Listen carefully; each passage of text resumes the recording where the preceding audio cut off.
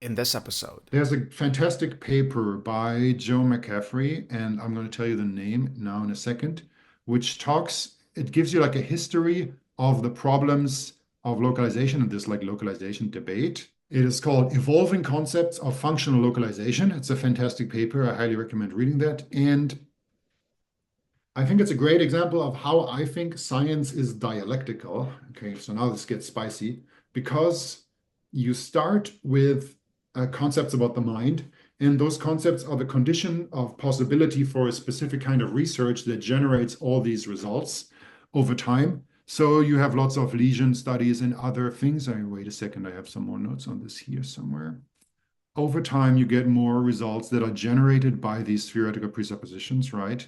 And then eventually you get enough of those that someone like Michael Anderson can do this large scale analysis and find out that actually the results themselves undermine the presuppositions that made possible the research that collected the data. So at this point, like this connects back to this conversation about how data isn't neutral, but the data was generated in this extremely theory-laden way, and it's like theory-laden over generations of researchers.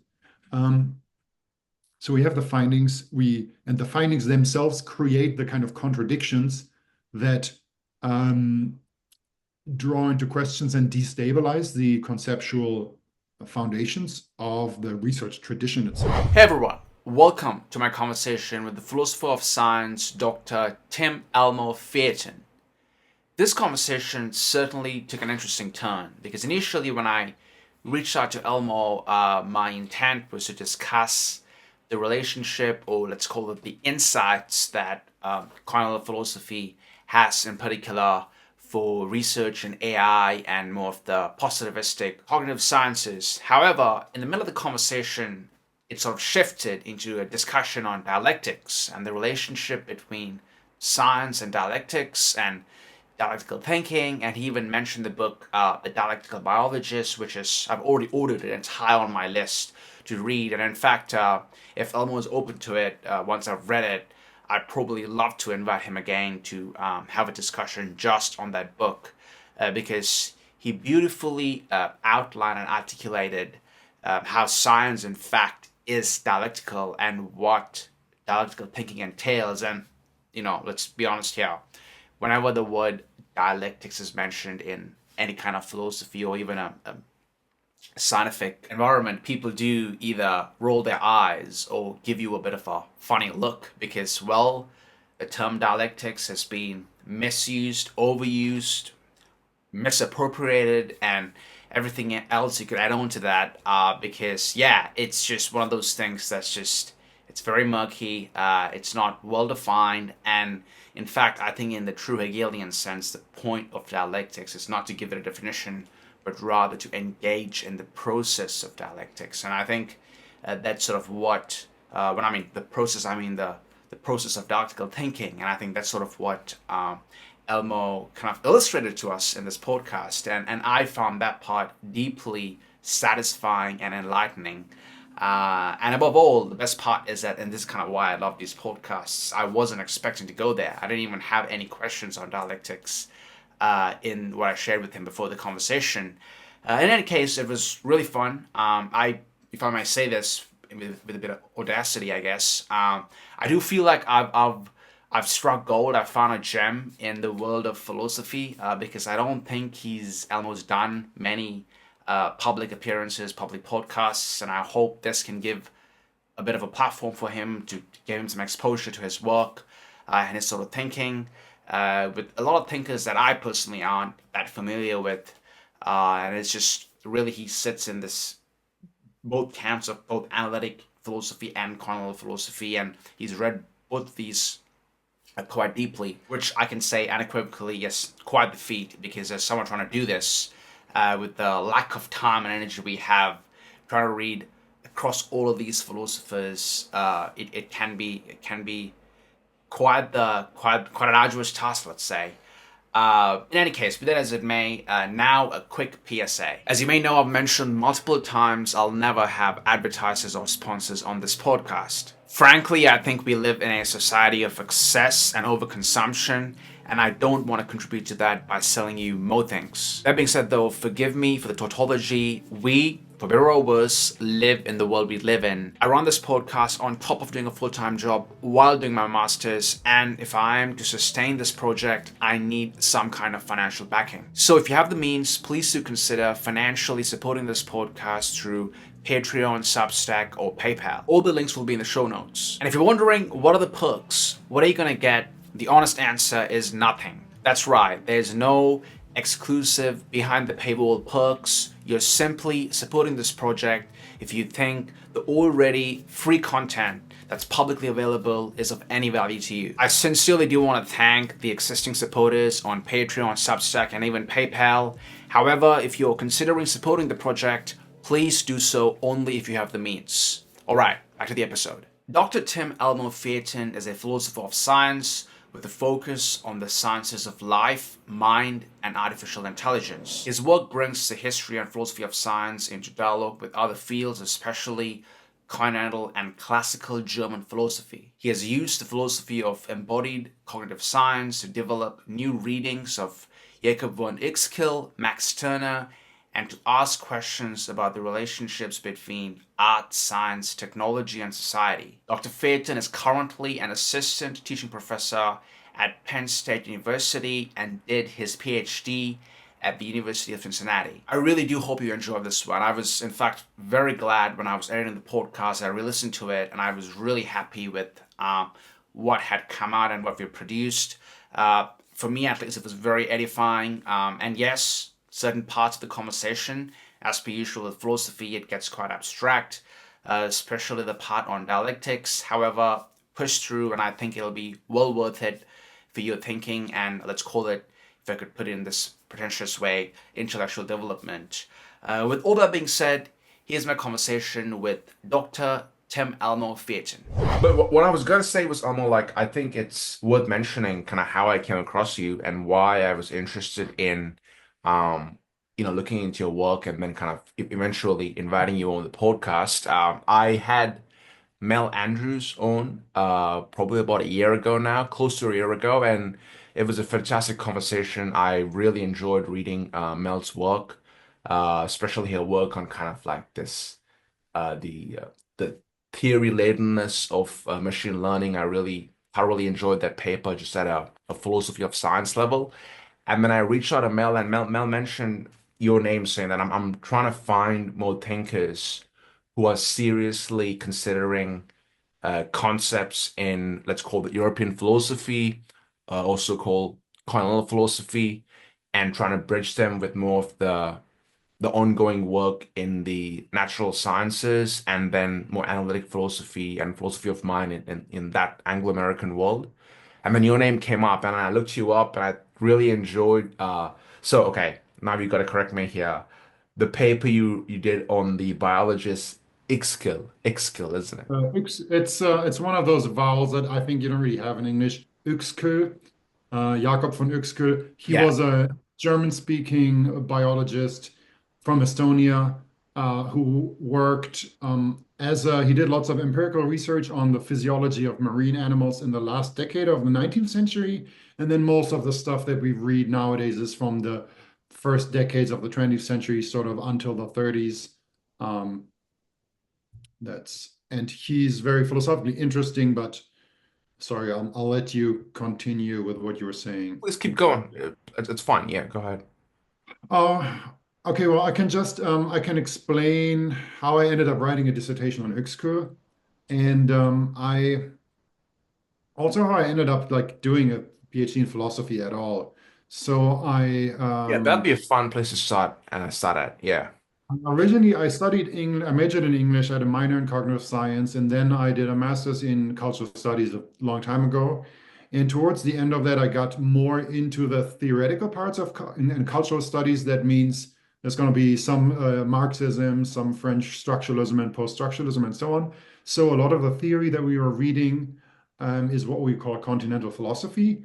And I started working on a project on Max Stirner, who was a young Hegelian, a drinking buddy of Friedrich Engels. So he was part of a group of philosophers in the 1840s who had gotten their philosophical training within Hegel's system, which was very dominant in German philosophy at the time, but they, with increasing speed, sort of over maybe a decade, they developed very radical criticisms of Hegel's views and also basically of everything else. And that's exciting because for example, the roots of Marxism as a philosophical system, as a worldview, and so on, um, are in that period, and also other views in German philosophy, like systematic ideas about atheism and liberalism and so on, were like a lot of progress was made in different areas by the Hegelians. And Stirner is sometimes described as an anarchist because he took this general impetus that they had of this method of criticizing the presuppositions of the kind of philosophy they were doing, and he didn't really stop anywhere. So the whole context for this was a criticism of religion. So they said, well, if you take Hegel's philosophy seriously, then we have to look at the Bible in a different way and ask whether Jesus was really a historical figure or not. This got pretty spicy because religion was a dominant social force in a way that it isn't nowadays in Germany at the time. So you get this movement of the people who are working on this philosophically are hurting their own career chances. So some of them lose their jobs or they can't find a job as a professor once they get their PhDs. So they also get radicalized by that. So now that they have tanked their careers, their thought becomes even more radical. So you have these two things reinforcing each other.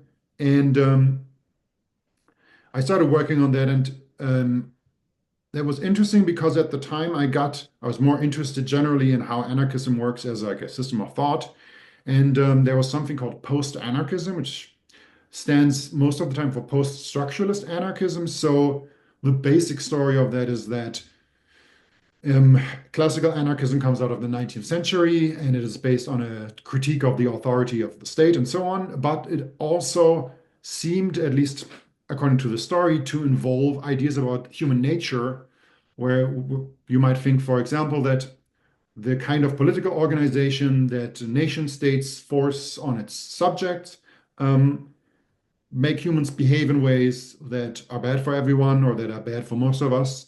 But if we were free to organize our societies through a voluntary association, then because human nature is generally positive, or is less terrible than it looks within the current social organization, that would be better. And the people who developed post-anarchism took on board criticisms of this idea of a human nature, which they call essentialist, that they got in part from French philosophers like Foucault and Deleuze, or maybe Derrida. And they tried to develop a theory of anarchism that is informed by French philosophy from sometimes called post-structuralist, and then people object to that label for various reasons. But I thought that a lot of the juice that these people got out of French critiques of humanism actually was already present in Stirner. So Stirner's critique of humanism is very comprehensive. He thinks that humanism has just replaced Christianity as an ideal, where before people would internalize Christianity as a normative system, and then you have the idea that to be a good Christian, you have to live in a certain way, and you can never live up to this ideal, so you always feel bad about yourself. And you also do this work yourself, right? You judge yourself to fail to live up to some standard, and then you feel bad about yourself. And he said that his colleagues, the other young Hegelians, were right to criticize that. Feuerbach is one of the most famous ones. And he's criticized Feuerbach for, instead of Christianity, advocating humanism as what Stirner thinks is just the new religion. So the idea is that now you have an idea about human essence, and you judge yourself according to how well or how badly you live up to this idea of realizing your human essence. And some of behaviors might be called inhuman, or you're maybe debasing your human essence or something like that. And he said, you're just still doing the same thing. You are internalizing a set of norms that someone has told you is in some way more important than your own desires. And all the arguments for those sets of norms are ultimately without firm ground. If you think about them critically, they can't really be justified. And especially they can't be justified in such a way that you would have to take them on and police your own behavior and like um, set aside your own desires and your own happiness in order to live up to some ideal. So I worked on that, and I was still publishing on that slowly. While I was working a normal job, I realized that I didn't really have a prospect in academia working on that because there aren't any jobs. If you wrote a dissertation on Stirner and post-anarchism, that's extremely unhireable. But while I was working a normal job and working on Stirner, I also got really interested in embodied cognition. And part of that is because subjective experience is such a weird problem. And I was very dissatisfied with how analytic philosophy of mind deals with subjective experience. And like kind of the only sense in which these are connected, and I think this is something about me as a thinker, is that um, the way that Stirner is often criticized is that people say he's an individualist in some way that is supposed to be uh, obviously and straightforwardly both bad and wrong. So if you call someone an individualist in certain circles, not just academic, but like in just certain kinds of conversations, calling someone an individualist comes with like an automatic connotation that this is objectionable in some way. And I think often that's true, but there are probably 12 or more possible meanings to the term individualist in any given conversation. And I think that some things or some versions of individualism are just true. And I think, for example, about subjective experience, I think that I am the only one who has access to my own subjective experience. If I experience something that is my experience, if someone else experiences something that is their experience, this is also kind of baked into the way we use the words. But for example, if I look at a red book, I look at this book cover and it's red, the phenomenal subjective experience, those are like the best ways we have for talking about it, even though people can ask you to explain what you mean by that, and then you have whole literatures that are often unfulfilling. But like the experience that I have when I see red isn't somehow contained or isomorphic to the linguistic description that I can give of what's going on. Like the word red doesn't really contain the visual experience in any meaningful way. Neither does a mathematical description of what's going on in my brain, right? The math isn't red, the word isn't red. If someone cut open my skull and looked inside, like Can't there find would be, redness. you don't, I mean, maybe some parts of your brain are red, but it's not like you find, there are definitely colors that I see that aren't present in my brain if you look inside, right? And there seems to be something about subjective experience that is fundamentally individual. Um, and in Stirner, the kind of way that Stirner fits into different theoretical contexts is that often he's contrasted with Marx, and Marx really hated Stirner's theories and wrote a very acerbic and sometimes funny, but extremely negative and spicy takedown of Stirner, basically, which was never published, but then became part later of something called the German Ideology, which is it looks like a book, but it's really a collection of unpublished manuscripts that was published after Marx's death. And the big conflict, or one of the big problems, is that Stirner seems to have this extremely radical individualism. He calls it egoism. So he thinks that ultimately you are you care about your own happiness, and a lot of the things that you're doing, the way like the judgments that you make about what you should be doing, for example, like those are judgments that you make as an individual. So his different ways of thinking all bottom out with you, the individual. And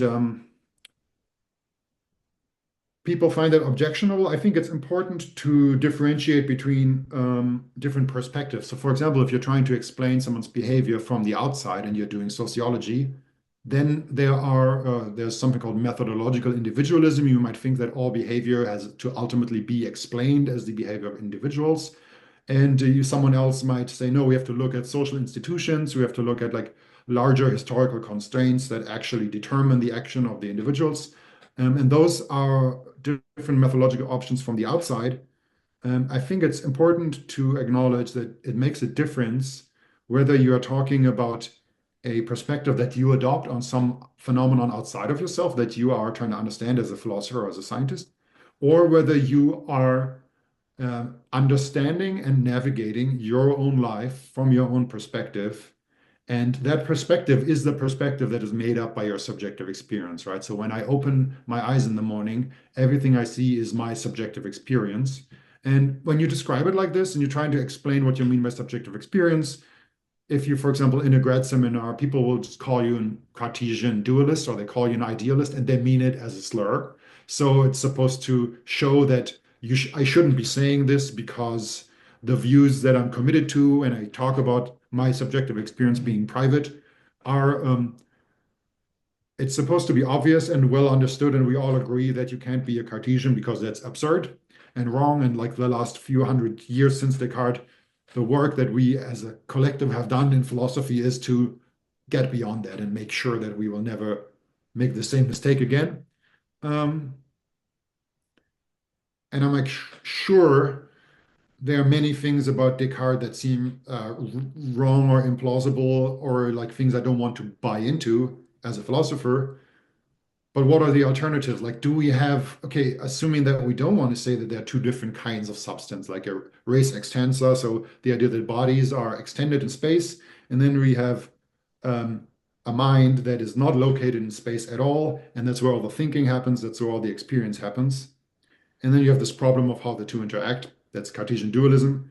But if you don't believe in that, the way that this story works is that you get different responses. You have behaviorism. So maybe we just want to, instead of thinking that mental processes or mental states are these separate kinds of entities, we just think that those words describe observable behaviors. And you have different versions of physicalism or functionalism and different ways of trying to identify things that happen in the world as mental. But the weird thing about those conversations in philosophy of mind in the 20th century is that all of those work very well unless you ask about subjective experience. So if you're, for example, interested in what are moral judgments are like a mental process. It seemed like a pretty good example of something that involves like maybe even a way you feel about something, but you make a moral judgment, you say something is morally wrong or it's morally right. The way that we can study that is different from the way that we can study subjective experience itself. So when so you have to also like interrupt me and bring me back on course because I'm just talking about. No, please keep going. Although I was going to ask you something, it seems to me, and this question already was on my notes while you were while I was reading your work on Umwelt, that concept, which again I picked it up from you. Uh, it seems to me, first of all, great segue that you made into the first question I was going to ask, apropos subjective experience and kind of how, let's call it, analytic philosophy views it.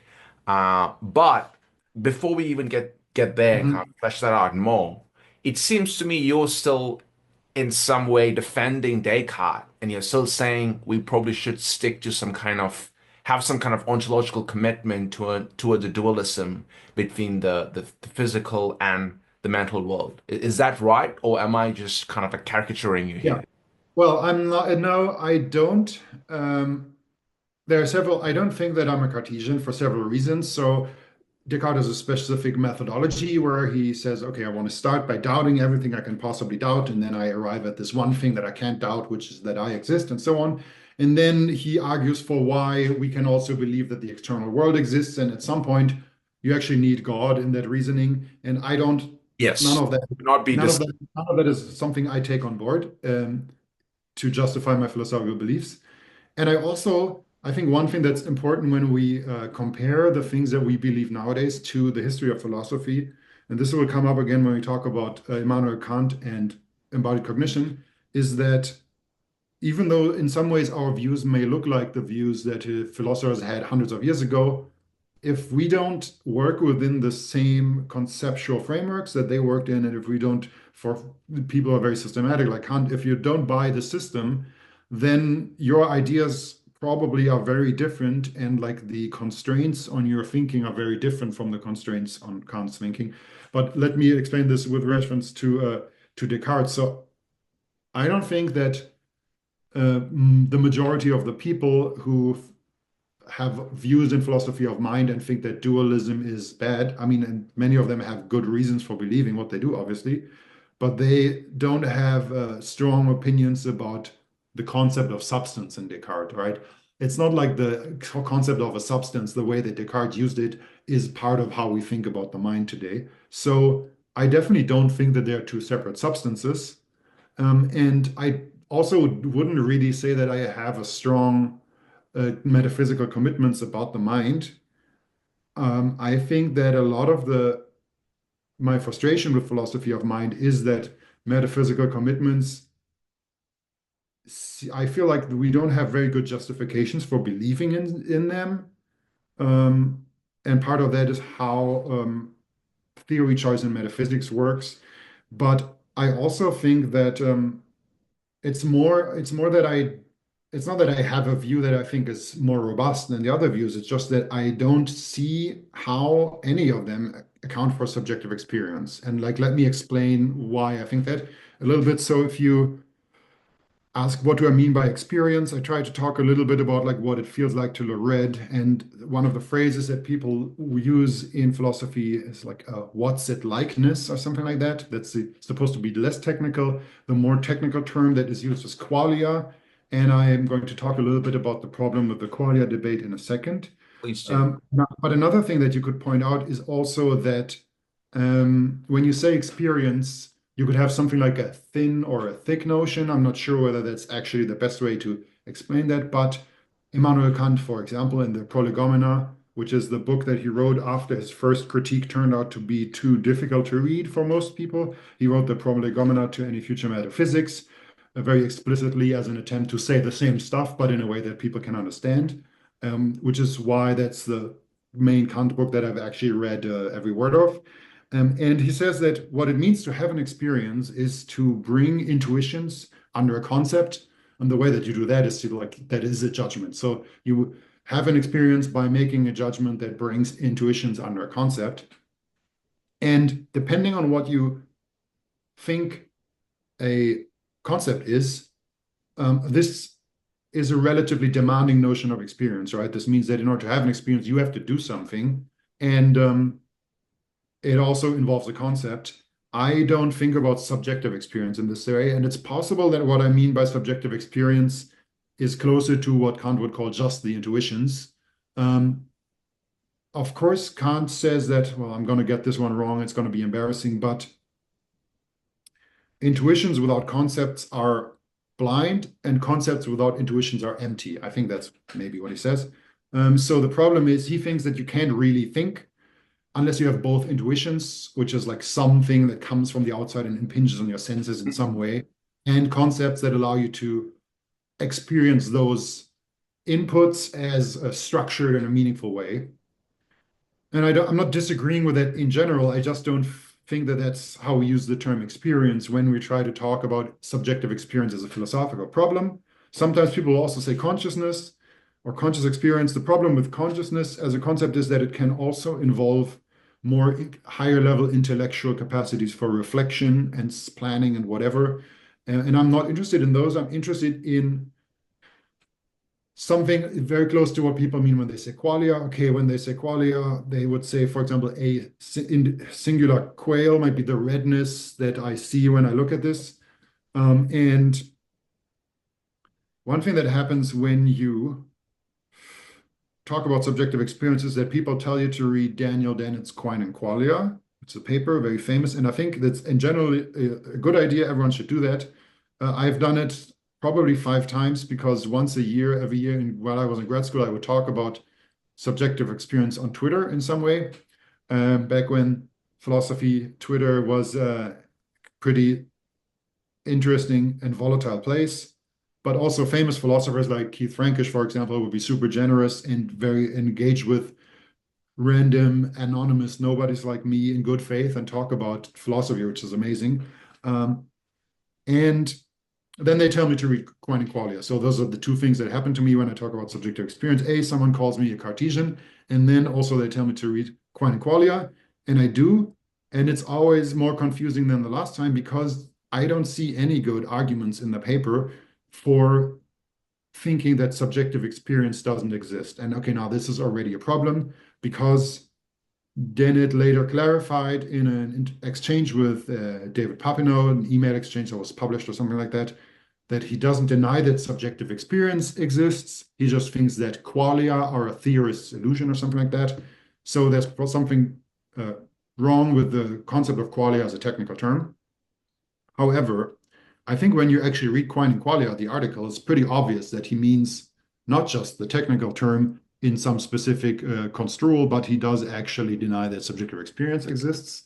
I can try to pull up the article and read it, but if someone has the PDF, then they can look for the section where he says, he talks about what other people mean by qualia. He doesn't really give a full definition, but he says, if you believe any of those things, then you believe in what I mean by qualia. There's a phrase that is like that. I'll find the excerpt and I'll put an overlay. It's all good when I'm editing think, this. so Useful. what he does in the paper in general is that he presents what he calls intuition pumps. He says, I'm not going to argue that there is no subjective experience or that there aren't any qualia. I'm just going to present a bunch of scenarios that are supposed to pump our intuition. So they're supposed to get our brains jogging in a way that will make us more likely to travel towards his view, and where we believe, oh, maybe qualia actually is not a useful word at all for talking about the mind, and we should just drop that. But one of his examples, it's intuition pump number 2, is the wine testing machine. He says, imagine you had a machine and you can pour a glass of wine into the Famous machine. example. The machine prints out a piece of paper that describes, oh, the smell and the taste of the wine, how it lingers on your palate or whatever. And this is indistinguishable from what a professional wine taster would say. And then he says, if you think that there's any difference between what the machine does and what the wine tester does, then you believe in qualia in the way that he thinks is objectionable or philosophically untenable. And it's completely bizarre to me how anyone could think that the machine is doing the same thing as a human tasting the wine. Like, I think that's a great way to describe what subjective experience is, because subjective experience is not pouring the wine into an opening that happens to be my mouth. Subjective experience is not when I say the words, oh, this is corky or whatever. Subjective experience is what it tastes like when I drink the wine, and it doesn't taste like anything to a machine. Well, yes, I mean it's as simple as saying if let's say you read the output by an AI agent on a wine tasting, you aren't gonna taste wine by doing that. It's like I know I mean this is Dennis's wine tasting thing is like his famous example. And frankly, before I read some of it, I thought people were kind of caricaturing Dennett's position and kind of like almost, using it to kind of attack him. But then he kind of does say essentially that, yeah, it's an illusion, the experience. What's the truth isn't how you can philosophically, let's say, articulate what wine tastes like, which of course to any almost like in a colloquial sense or to any like general lay audience, that sounds absurd because in fact, one way you'd say is that what's first in like a phenomenological sense is the experience before you Yes. even try to articulate it in like a formal sense or like using language. Okay, so I think one thing that might be interesting here as well is to say, like when Dennett published the paper, our imagination of a wine tasting machine is probably something where it's more obvious that it doesn't have experience.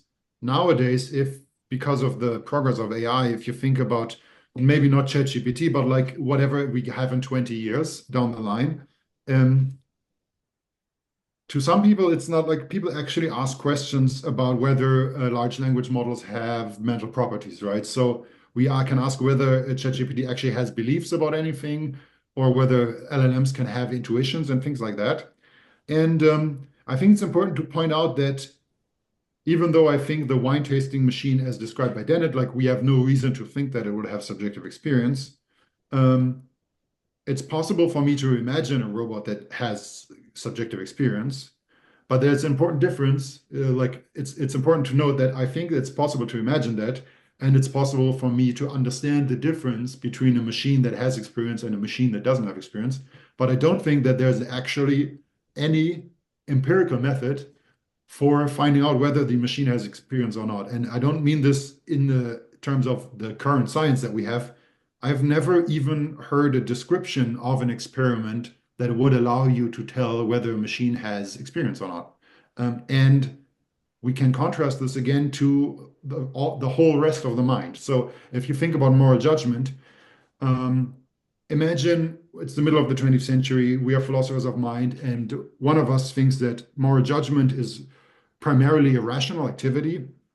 You have concepts, you have beliefs about morality, and then you judge rationally whether something's good or bad. And the other person thinks, no, it's actually very emotional, and it's more about like some scenario makes you feel good or bad, and then that motivates a judgment. Now, I can imagine an experiment where you put people in a scanner, and then this we have to assume for a moment that we believe that like certain mental processes are easily localized in the brain, and that's a very contentious issue. And I'm generally on the side of people who criticize the localization paradigm in general. But let's just assume that that was a thing.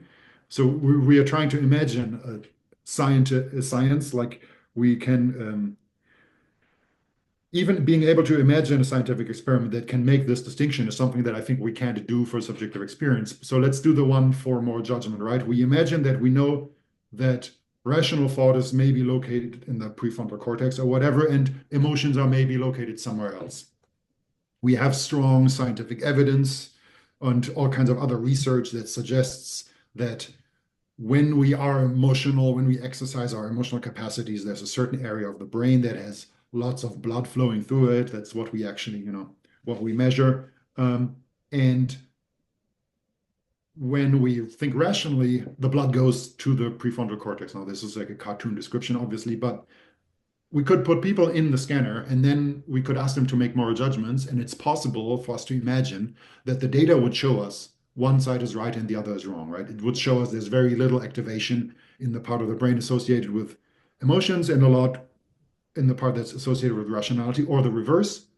So I can describe to you what it would look like to have empirical neuroscientific evidence for a hypothesis about moral judgment and against another, but I can't come up with an experiment that would allow me to adjudicate between, for example, different theories about the metaphysics of mind when you're like an eliminative materialist. So you think that there are only brain processes and there aren't any mental properties over and above those. The interesting thing, and I think maybe this is why I don't really fit into the debate very comfortably, is that I'm willing to give up everything except subjective experience. So if you ask about free will, for example, I'm willing to say that, like, in the sense that we talk about the world as existing objectively and publicly available to scientific investigation, maybe free will doesn't exist. There's just stuff that happens in the brain.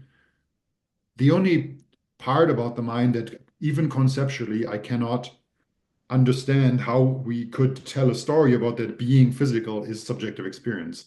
And Yeah. I think there are like heterodox versions of, for example, physicalism, where people just imagine that physics is something completely different from what it is now. Sure, if you can be a materialist if you have an asterisk, and by material you mean something completely different from everyone else, sure, then you can make everything work. But beyond that, I don't think that there is, I don't, well, I can't imagine an experiment that would allow us to actually, for example, show whether a sufficiently advanced AI has subjective experience or not.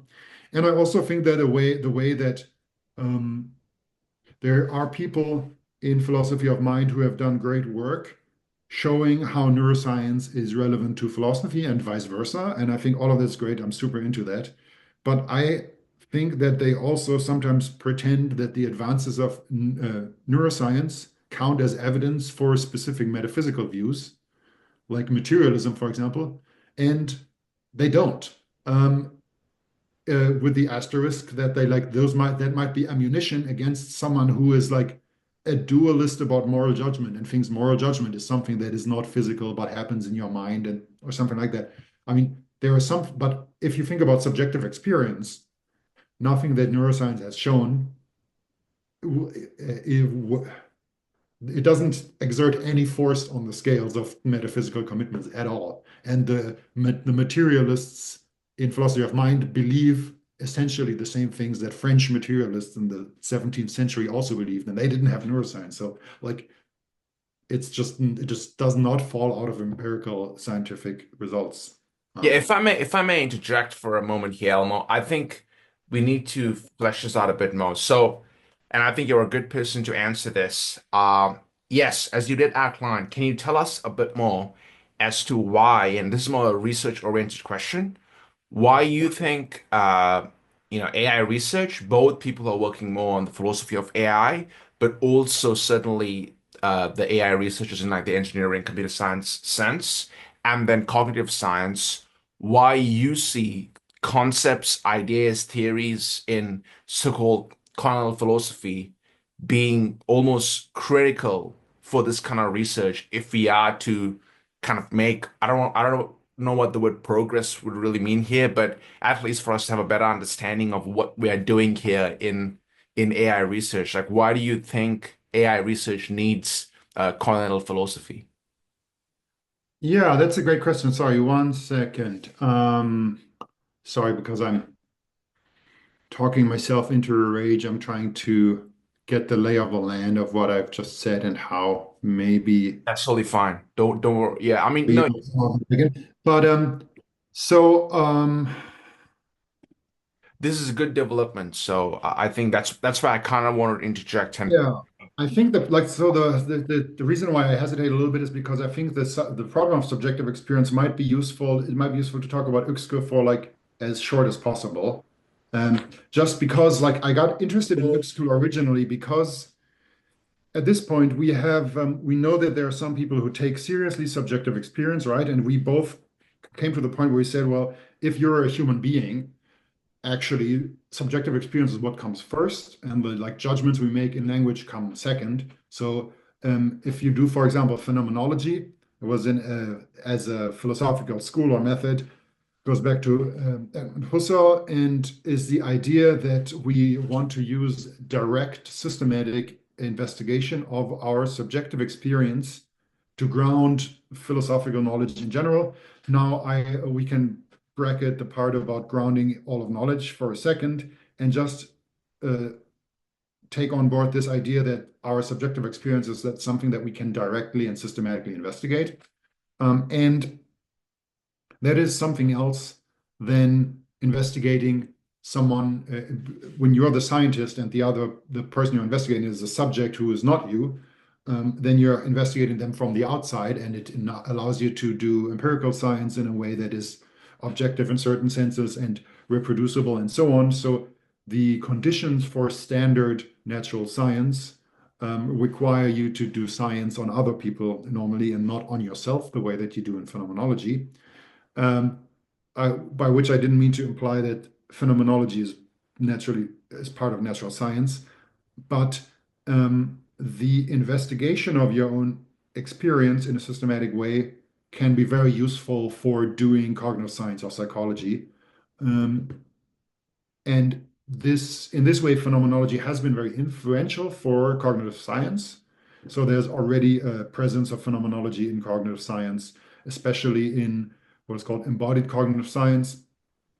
And interestingly, if you go back to one of the most important early books, The Embodied Mind, they actually get a lot of their methodology for investigating your own experience from Buddhism, and less explicitly, I mean, they talk about phenomenology, but I think in terms of going into details of procedures that you can do in order to investigate your mind, Buddhism is strong here in the book in a way that is easy to forget when you think about embodied cognition. So that's one part in which continental philosophy is relevant to the study of the mind in general, and by extension, the study of AI. I think there's also a very broad sense in which I just think it's good to have familiarity with different ways of doing philosophy. and different ways of thinking, other than a like you could say post-analytic philosophy of science, um, by which I mean that there's like a narrower sense of analytic philosophy that is not what people for the most part do in Anglophone philosophy departments. There's a broader sense of analytic philosophy if you think of these as this like broad cultural constellation that's opposed to continental philosophy, which in the US happens also a lot in other departments like French and English departments or in divinity schools and other exciting places. But I think it's just useful to have other perspectives. So if I, for example, as a philosopher of science, I think that's continental philosophy is very useful, but it's equally useful to learn about the history of science.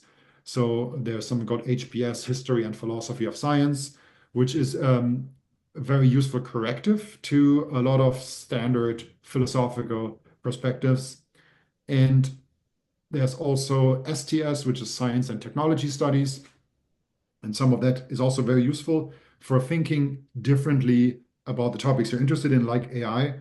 And I think there's just a way of thinking philosophically about phenomena that is too strongly influenced. You might even say like railroaded by the kind of philosophy of language that you learn when you get a normal philosophy education.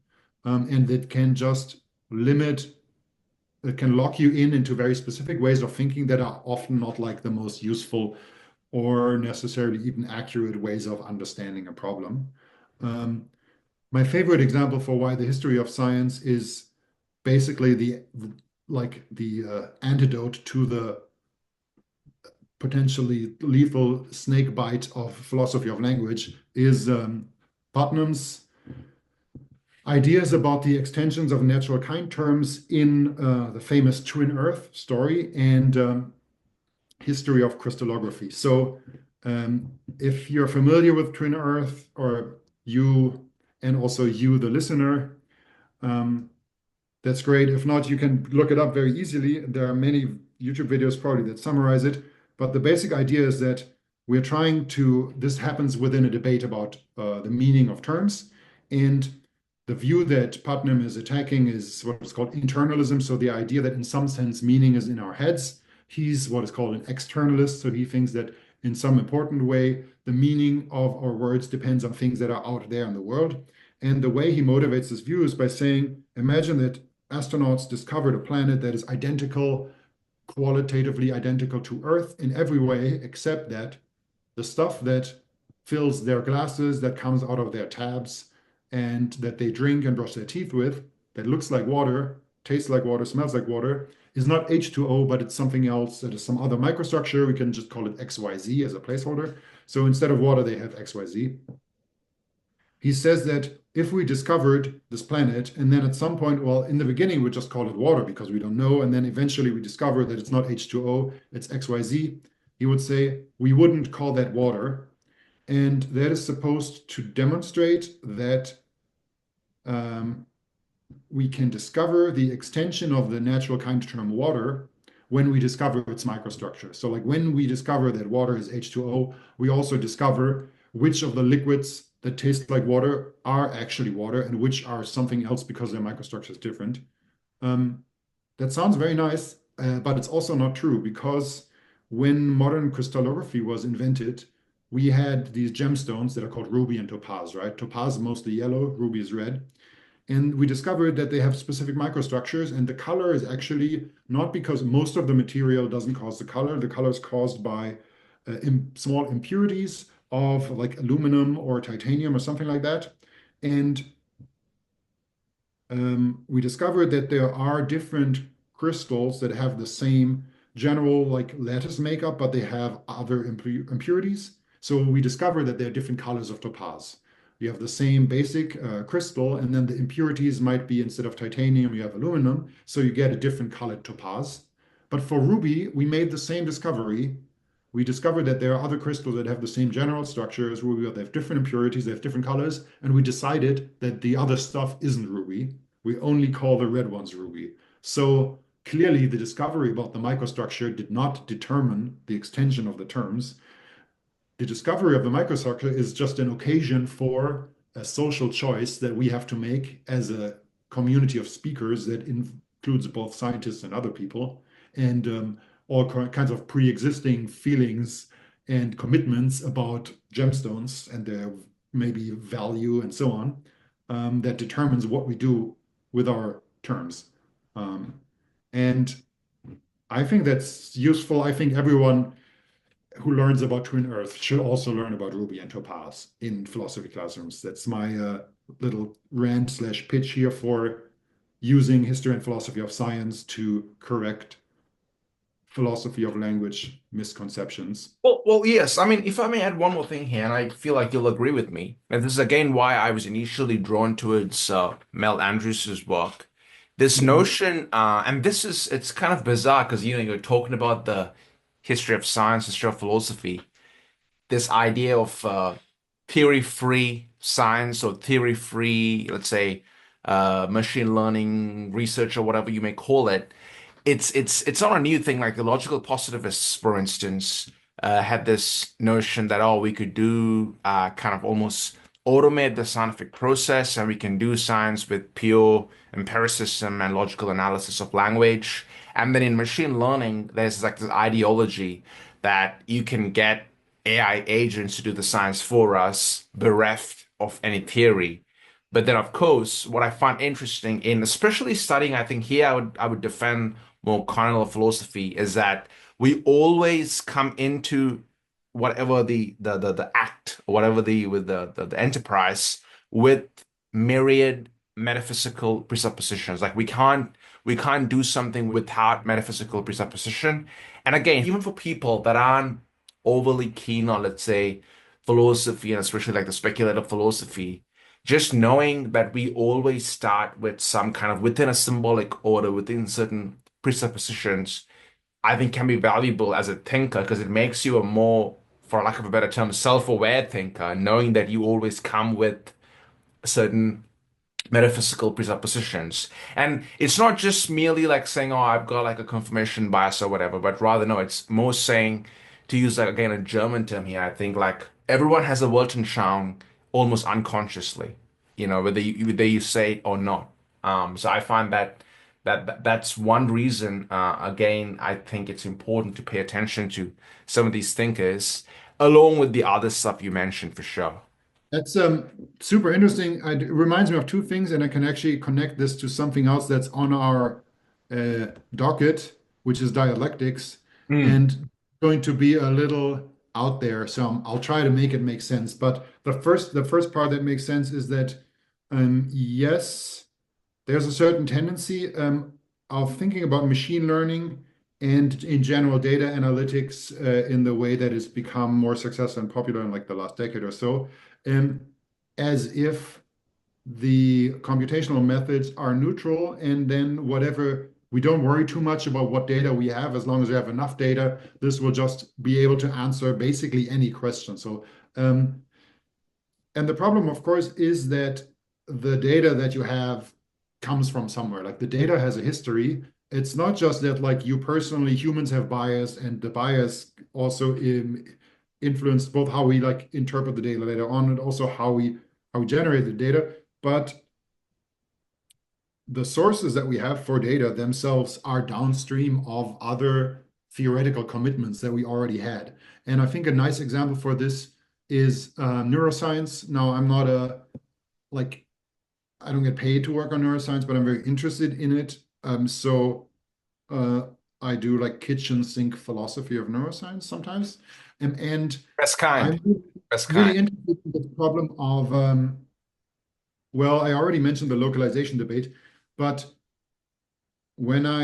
something that sometimes happens is I go to a conference and two people independently recommend the same book. If that happens, that means the book is really good. You have to read it.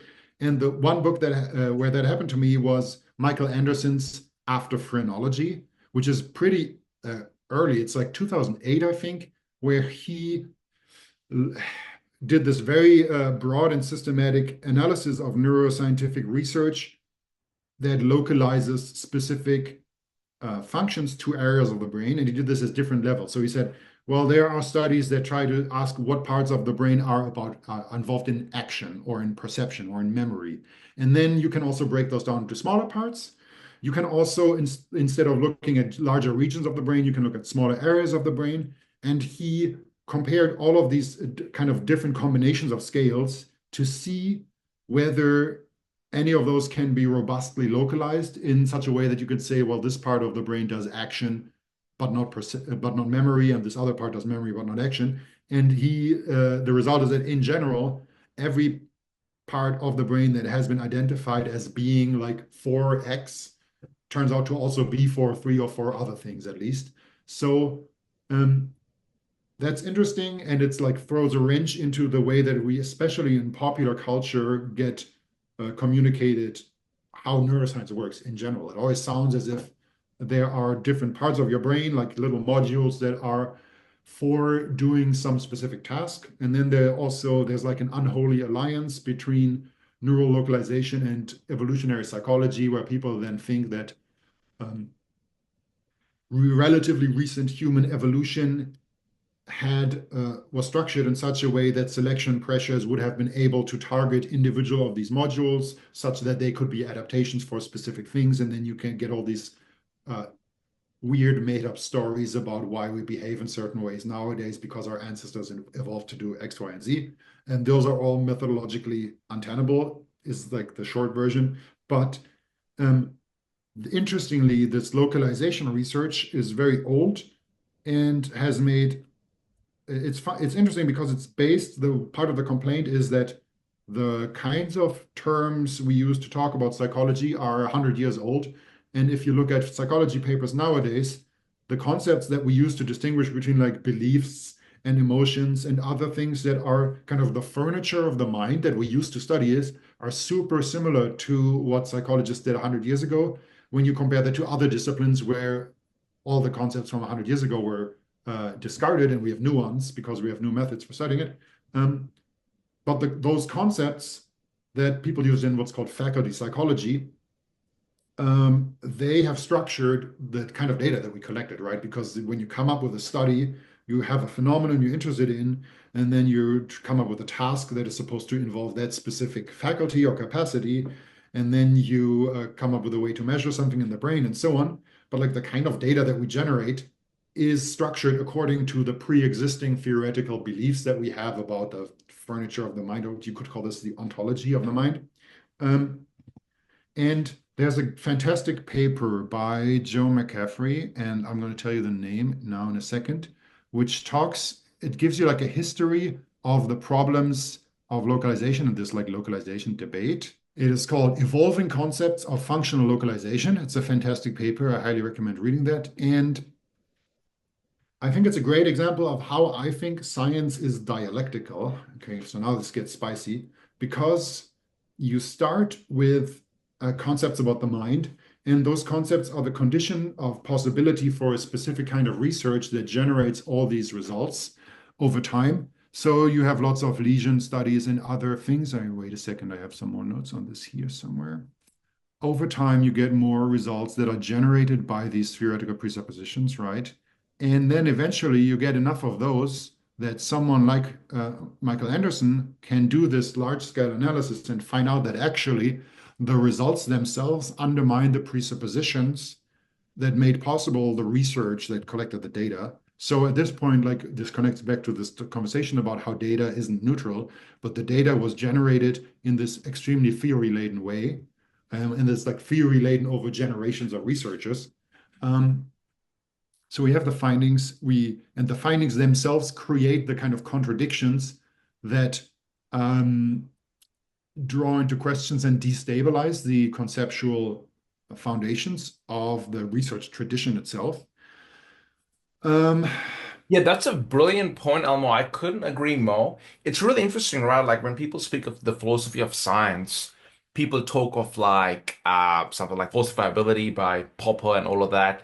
But I think in the true sense, science is really dialectical in the sense that if you think of even how falsification works, yes, you have these presuppositions that a scientist engages in, I mean, you utilizes to engage in a certain scientific endeavor, but then but it's true it's in some really odd, interesting sense, those presuppositions end up becoming self-defeating as they follow the logic. And that's kind of it's a very dialectical process because it's imminently within the system. The system itself ends up kind of contradicting the system, like, yeah, being contradictory within the system. Well, there are some things I want to point out about this because I was very happy when I realized this is a nice example for how thinking about dialectical science, because I think dialectics is a difficult and interesting concept.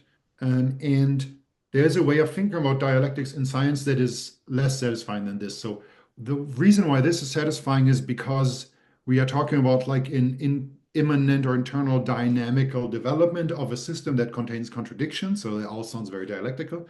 But the nice part is that this development contains the ideas themselves as well as the objects that we apply the concepts to and so on. So the normal version of how dialectics is supposed to relate to like material reality and science can often lack this conceptual or subjective aspect. Now, what do I mean by this? So if you, by dialectics in general, I'm going to mean something that is downstream from Hegel, right? And there's a way of explaining what Hegel means by dialectics that is allegedly wrong. So if you say here, dialectics is a movement where you start with a thesis, then you realize something's wrong about this, and you negate that, you get the antithesis, and then eventually you get a synthesis. People point out that this is actually in Fichte, not in Hegel. He doesn't use those three words. But it's like that can be a first step. So we have this idea that you have a view, and then you realize something about it doesn't work. That leads to a reaction. You come up with an opposing view. The opposing view is maybe also doesn't work quite, or it's not stable in some way. It also leads you to realize new things. And then you eventually come to a different position. Now, what I think is important here is that the word aufheben in German, and it has three different meanings. So we say, using this terminology, let's just pretend that it's correct. We would say that this in the synthesis, the thesis and the antithesis are both aufgehoben, which in one sense means conserved. So what are the three senses of aufheben? It means to lift up. It means to lift, as in lifting a band. So in a sense, it means to get rid of. But it also means to conserve, so to keep something. So it means both to elevate something to a new level potentially, to get rid of something, and also to keep it, which itself, of course, a little bit contradictory. But why do I think that this evolution of concepts of functional localization is dialectical in this sense? Well, it's because in some way the history of this cognitive ontology that enabled the collection of the data and then enabled these tensions to occur that ultimately lead to the emergence of new concepts like neural reuse, neural degeneracy, neural context. In those new ways of thinking about the brain, this history of neuroscience and the history of these concepts is in a way still contained. And I mean, that's a weird claim that would have to be unpacked in some way, but what happens when you ask someone to explain how dialectics is related to the natural world is that you get, for example, Friedrich Engels's text Dialectics of Nature, where he talks about three laws of dialectics. He says that, okay, I'm paraphrasing the beginning of the second book. He says, dialectics is abstracted from the history of nature and human society. So dialectics is something we abstract from the actual world. So this is part of trying to present it as a materialist rather than idealist philosophical project or method. And the three laws are the law of the transformation of quantity into quality and vice versa, the law of the interpenetration of opposites, and the law of the negation of the negation. And the first one of those, the transformation of quantity into quality, you could tell the kind of story about, like, for example, when you boil water, right? You have water that is room temperature, it gets 1 degree warmer. That's a change in quantity of temperature.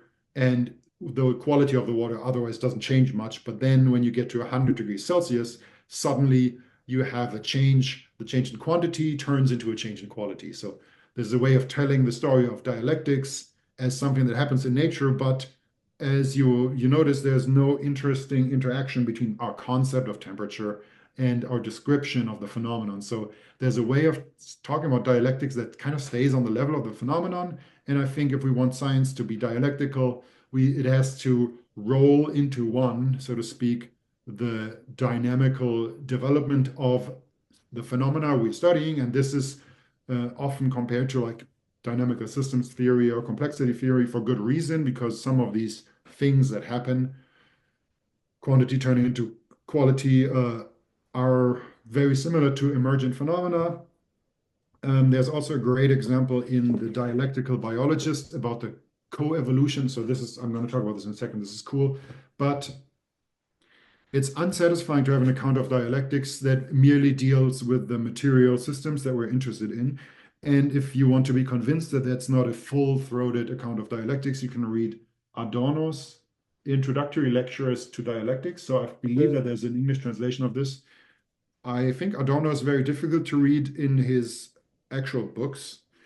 The transcripts of his lectures are way more readable, so that's nice.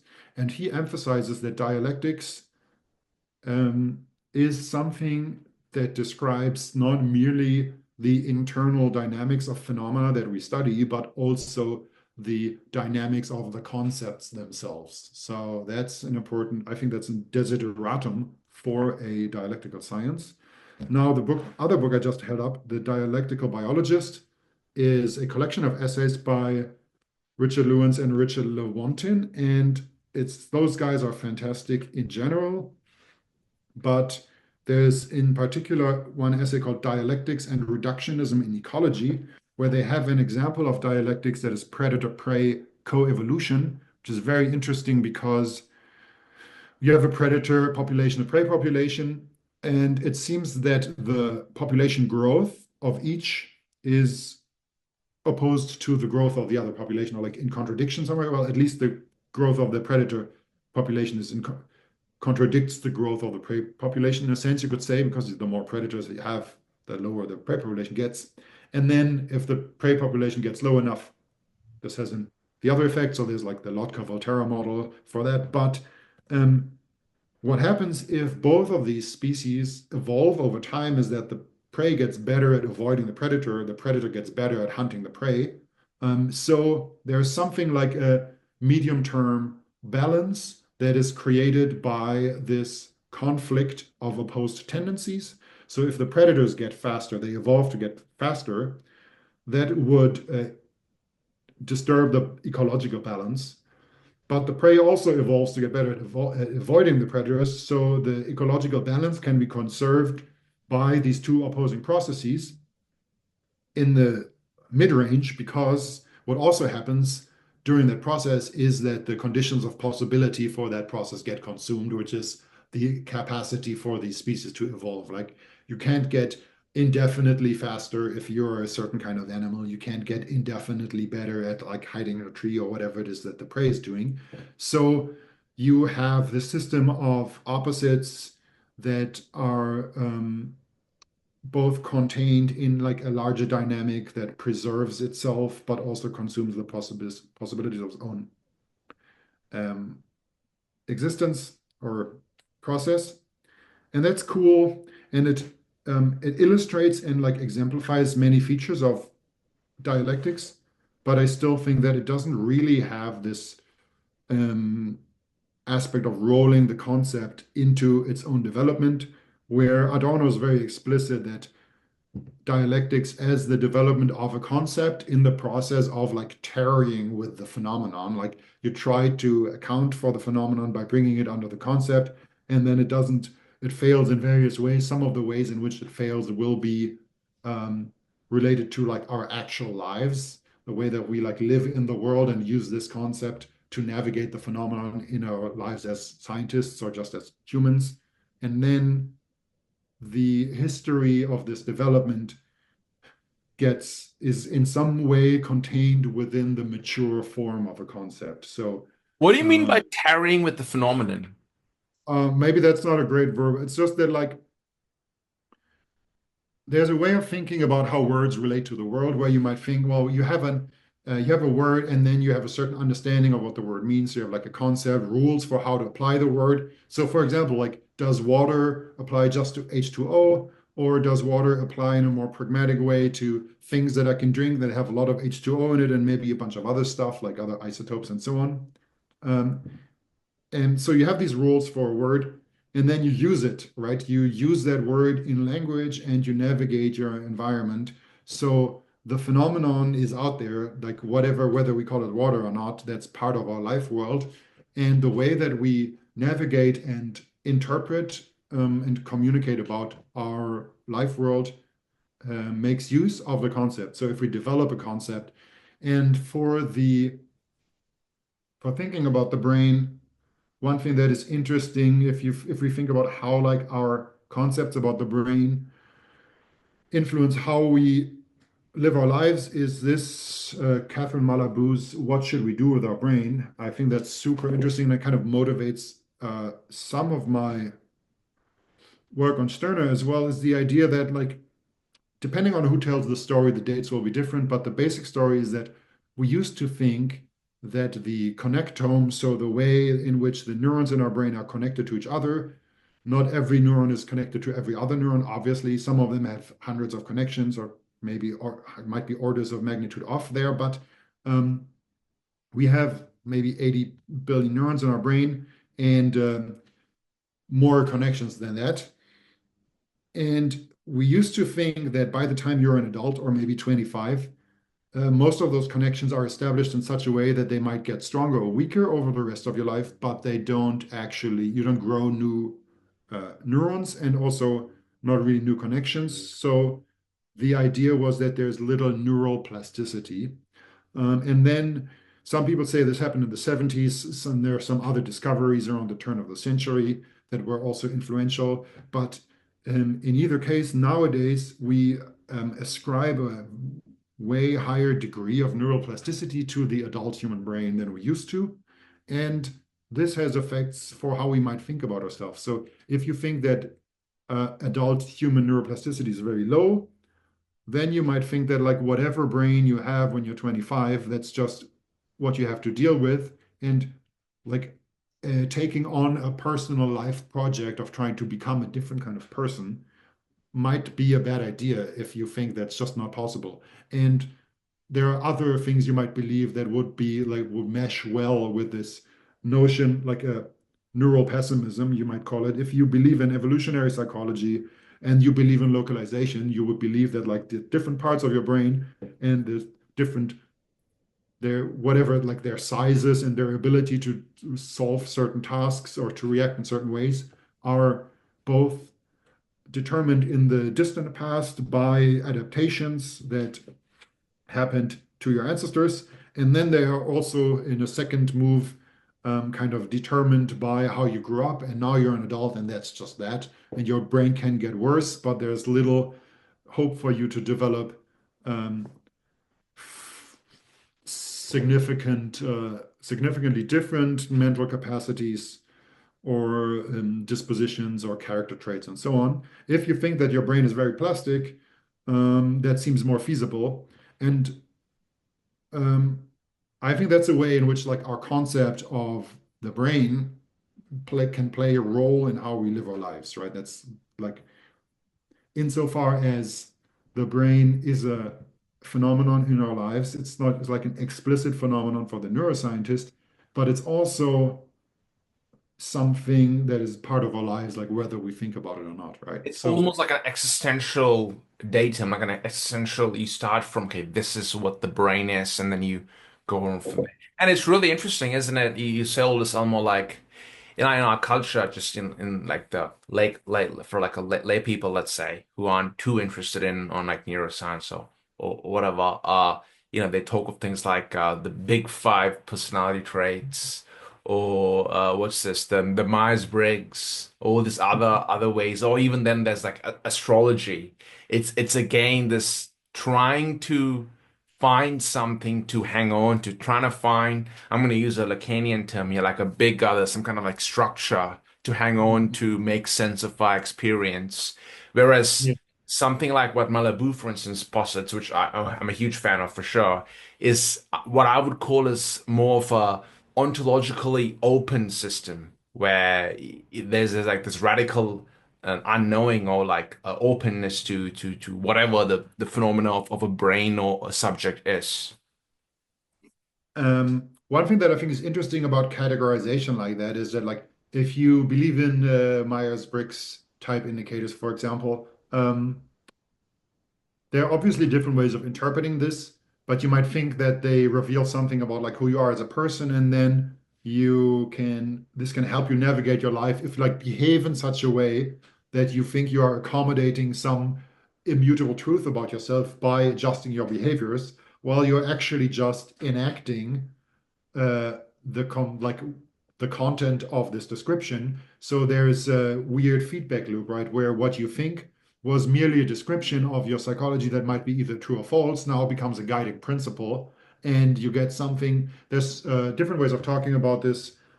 So Ian Hacking called this looping effects. He said that they're what he calls humankind. So like words that we use to describe ourselves have looping effects because, for example, it's very common nowadays to jokingly or seriously talk about yourself as being autistic or having ADHD or self-diagnosing with either of those. I am not like entirely innocent. It's very possible that I may or may not have done that in the past and do that in the future. But um, what Ian Hacking thinks and wrote about, I want to work more on that at some point if I have the time, is that the kinds of labels we use to make sense of our own lives will have feedback effects because they inform the way that we deal with our own lives, situations, and like make plans and strategies for the future and navigate our lives and so on in such a way that our lives can more closely come to resemble the description given by the concept in the beginning. And there's a parallel analysis of scientific models in philosophy of science that uses the term performativity. It's super interesting. I recommend a book by Donald Mackenzie called An Engine, Not a Marketplace, which is about certain models for price developments of financial derivatives. And this is a super interesting question. So, like, imagine you come up with a new financial instrument, you repackage some mortgages or some stocks or whatever in this weird new way, and people are like, you want to sell it to people, and they're like, "What is this? I don't understand how this works. How could I know whether the price is going to go up or down?" Well, you need a mathematical formula or model that can predict the price development of this new instrument. And you might think that like predicting the price development is something that is just either true or false. So you might think it's a description of something that just has one criterion, that's accuracy. But actually, what happens is that the mere existence of this model is a condition of possibility for the market, right? People are not going to buy and sell this product unless there is a model that describes its price development. So the model itself that people use to buy and sell it, like the information that the model outputs, actually creates and shapes the market that it's supposed to represent. And that is a very interesting and complex, sometimes complicated feedback loop that they call performativity. There's a nice taxonomy of different kinds of performativity in that book as well. So that's very cool and interesting. But I think it's useful as a more general way to think about the kinds of concepts that we use to make sense of our lives. The concept matters. I agree. I mean, I think this is kind of where I don't know if I'm again misunderstanding some of the phenomenologists here, but phenomenology, at least just speaking very generally, has this notion of paying attention to first person experience, your first hand experience, and then kind of going on from there. But I think Hegel, and especially in the phenomenology of spirit and sense certainty, he kind of outlines this, where he shows that yes, what you think is your most immediate experience, that what you think is the first-hand experience itself already has like an abstraction to it. Some kind of concept is working in it. And I think it's important to understand that. Here's where I'm not sure myself, where would say in many ways I certainly am an Hegelian, especially in my philosophy of science. But there, this notion of that you can't really escape the concept, let's say. Mhm. Yeah, I don't have professional opinions or takes on Hegel. Um, it is something that I definitely want to learn more about, and I'm also very excited about it. Um, One of the questions you had in your notes was whether I think that there's a Hegel Renaissance. revival Yeah. or Renaissance. I think probably an easy answer is yes. There might even be several semi-independent Hegel renaissances in different fields. Um, with the caveat that whenever we say something like that, it's easy to affirm that there are lots of people who are interested in Hegel right now. I'm less certain about asserting that there was less interest in Hegel at some time in the past, right? When we say Renaissance, the Good point. implication was a lack of interest in something before, and I'm just a little bit wary of doing that because the same thing has been said about like consciousness. People have said there was like a resurgence of interest in consciousness in philosophy, and then someone else will go and point out that actually in the 70s and 60s there were also all these important contributions or whatever. So I'm like, it's yeah, I don't want to say make any statements about um, what lack of Hegel interest in the past, but I certainly feel that there are lots of things happening right now where people are interested in Hegel, and they're also interested in Hegel in fields where there's not a lot of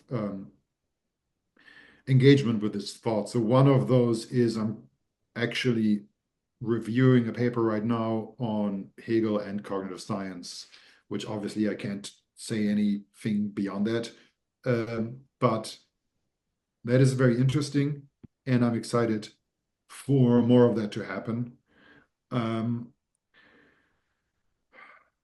One thing that I'm just like want to point out, which is kind of weird to me, is that when people talk about Hegel nowadays, the people who talk most about Hegel are Hegel specialists, right? There's a reason for that. Obviously, there's a high investment you have to make in order to understand what's going on and to be able to publish respectable papers on Hegel. And the reason why you make this investment is probably because you think that Hegel is pretty good as a philosopher, that like that he's maybe correct about things or at least useful and so on. So there's probably a selection bias where people who write about Hegel think highly of Hegel, and I don't think that's generally a problem. I think that's fair. But I do have this, I think that something that happens is that when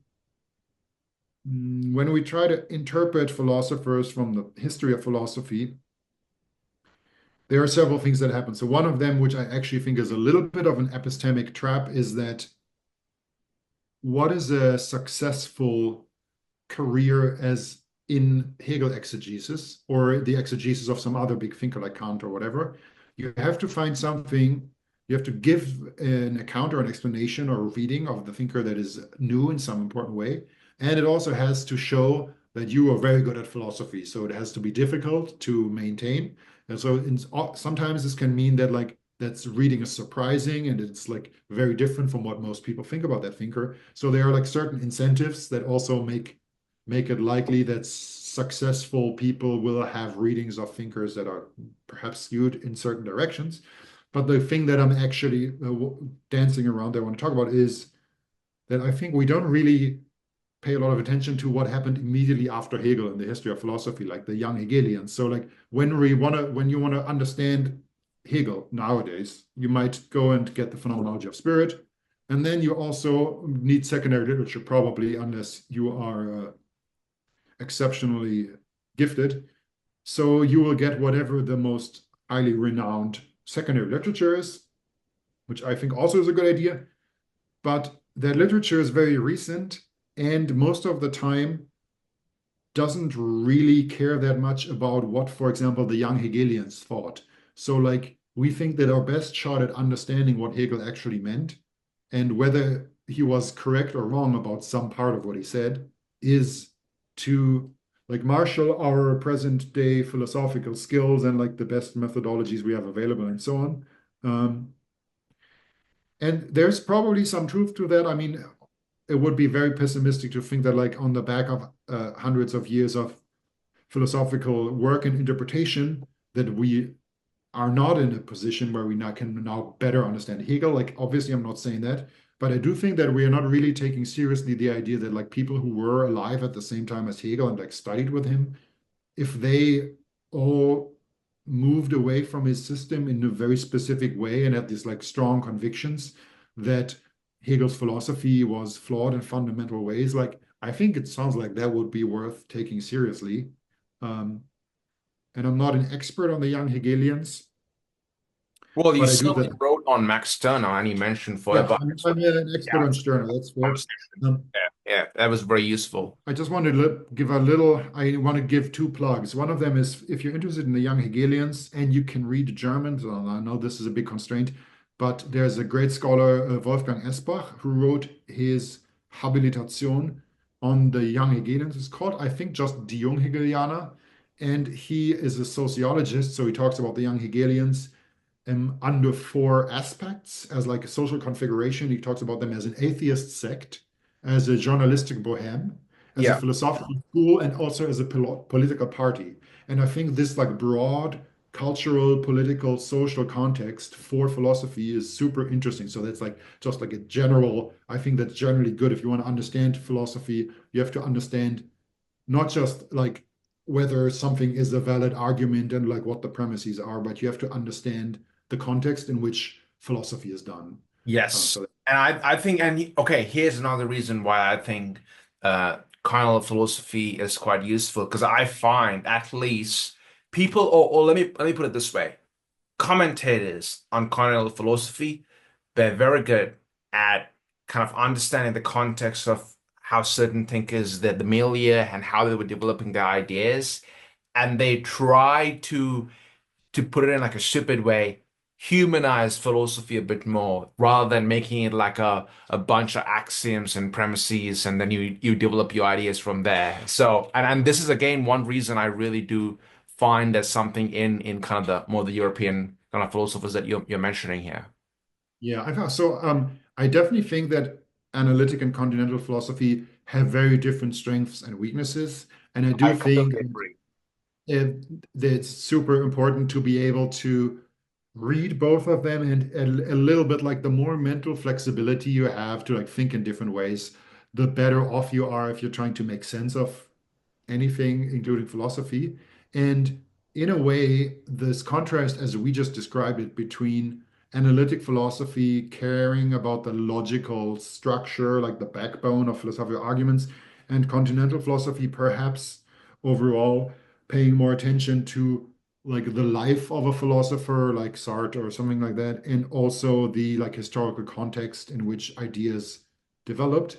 Um, those correspond roughly to what in philosophy, history of philosophy, or just generally in history, are called externalist and internalist explanations of developments. So you could have an explanation where you try to like you ask where did a new idea come from? You could say that it was the result of specific developments of concepts and you could try to ignore all the social and other historical aspects, or you could think that historical aspects are very important. So for Einstein, for example, you could think that Einstein's breakthroughs in physics were because he had read everything in physics he was like uh, extremely well read and was aware of all the theoretical problems in physics at the time. And that allowed him to make this breakthrough. And I think if you want to read about that, John Norton is amazing. He has published a lot on that. And he's done a lot to dispel like different myths about Einstein's, the way that Einstein came up with his ideas. But if you have there are more externalist versions that would also say, well, he was working in a patent office, and at the time there were these like across Europe a lot of attempts to standardize things and like to synchronize, for example, like time across time zones. I'm not sure whether they had time zones at that point, but like there were cultural efforts that are like connecting physical to technical problems of like how do you synchronize your clocks. And you can see the influence of some of that in, for example, the thought experiment about like putting clocks on trains. Like it's not like there's nothing to the externalist story. And then if you are like aware cognizant of these two different modes of explanation, at least you can try to split the difference in a way that is good for you if you're writing about some phenomenon, right? I don't think it's possible in advance to specify whether and in what circumstances you should have an internal and external explanation, but I think it's good to be able to like consider both of them. And this is parallel to another problem in philosophy of science, where sometimes if you're doing philosophy of science and you think this is a species of epistemology, right? So this is science is a method for gaining knowledge about the world. Philosophy of science is a method of finding out how science generates knowledge. Then this comes with like a normative or prescriptive aspects. So you can say like, how are the claims that scientists make justified? Should we believe them or not? So you can be critical of individual scientific research projects or results or whole fields if you want to. So that will be normative or prescriptive, but you can also have like a more descriptive philosophy of science where you say, well, I'm looking at some modeling tradition in biology and I'm interested in why the modelers think what they're doing works. So you come up with a conceptual account of the kind of explanation they provide without yourself passing judgment on whether that's actually a good explanation. And again, I don't think that there's a way in advance to decide whether you're going to be normative or descriptive in philosophy of science, but you also have to be a little bit careful and like politically cleverly honest. So you can be honest, but not too honest about whether you can do this in like a completely ad hoc fashion, because then you will just be normative when it suits you and you'll be descriptive when it suits you. And then, Yeah, certainly, certainly. Yeah. In fact, Elmo, I'd like to bracket this conversation for a bit because I kind of want to end our dialogue on a bit of a fun note regarding kind of how science works and kind of how philosophy of science works and whatnot. And this is going to be a bit of a leap. We're suddenly completely changing topics here, but I kind of want to discuss this because we might run out of time. If not, it is because what the notion of Umwelt, right? So I'm kind of interested in that because I think it is quite important, especially given when I was reading your work, I realized how much it influenced other thinkers, those like Heidegger, for instance. But maybe we'll discuss it through your review of Sean Gallagher's book, Inactivist Interventions. And yeah, basically, so I'll leave a link to the review, of course, in the show notes. However, you kind of do it's a review slash critique of Gallagher's work and in activism, and then you kind of end the review saying this. But what if the opposite is the case? What if, in order to study cognition as embodied action, we first have to solve the problem of how to relate the perspectives from the inside and from the outside? And then you say perhaps Umwelt, this is a good concept to understand this. So just if you could yeah, elucidate that point a bit more. thanks. I'm going to like hold my own feet to the fire, I guess, about the review because I don't think that like I did certainly now and hopefully also back then don't consider it like a substantial critique of the actual book. And it was a little bit cheeky. So like for context, I wrote this review when I was applying to grad school and I didn't have an actual like philosophy education. I published some stuff on Stirner, and I presented at conferences. So um, embodied cognition is cool in part because the community is very open and they had some weird ideas about Uexküll and just sent abstracts to lots of conferences in Europe. And so like in the year or two leading up to grad school, I had presented at conferences, but I needed to put like actual philosophy on my CV somehow. So I wrote a review of the Gallagher book. And the book is fantastic. I should actually read it again because there's different chapters are about super central issues in embodied cognition that are presented in a way that makes it very easy to understand them. So, for example, the word representation, super problematic, super central to embodied cognition. There's a chapter on that that's brilliant. There's a chapter on the McDowell-Dreyfus debate, which I barely remember, but know that it's super interesting as well. So I highly recommend reading the book. And the vast majority of what's happening in the book is also not affected by my point about the inside and the outside. However, the one single point where Uexküll becomes relevant for this is, and I do think Gallagher mentions Umwelt maybe, but he says that when I see a landscape in front of me, so the context for this is that an embodied cognition was a reaction to cognitivism or like orthodox cognitive science, in which the idea is that cognition in general involves the manipulation of representations, where representations we think are like abstract symbols, and they symbols represent something in the world in this abstract sense. So it's not like an icon that is a pictorial representation of something, but the relationship between these representations of the world is abstract in the same way that it is like for a word, the word tree and the object tree. So it's like a symbolic convention. And these representations are supposed to have certain features, so we can take them offline and store them and then retrieve them later and so on. They can be combined according to logical rules that form a syntax, all that good stuff. And that way of thinking about the mind that is modeled on a certain understanding of language and also historically like grows out of Chomsky and linguistics and those vast progress that was being made at the time. That gives you an approach to the mind that is, you might say, intellectualist. And part of the embodied revolt against that was to emphasize that we are actually living animals, and the way that we inhabit and navigate our world for the most part is pretty similar to how other animals do it. So there are lots of things about our minds that we should in principle be able to explain without anything resembling language.